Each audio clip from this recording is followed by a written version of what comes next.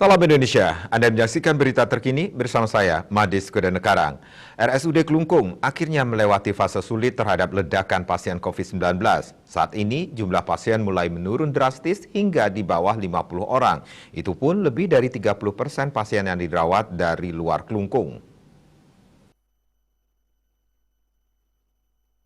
Direktur RSUD Kelungkung, Dr. Nyoman Kesuma mengatakan, penurunan jumlah pasien COVID-19 ini cukup melegakan karena sebelumnya jumlah pasien sangat tinggi, rata-rata di atas 100 orang dalam beberapa minggu. Progres ini membuat pihaknya makin optimis situasi akan segera membaik dengan gencarnya pelaksanaan vaksinasi oleh semua lembaga terkait.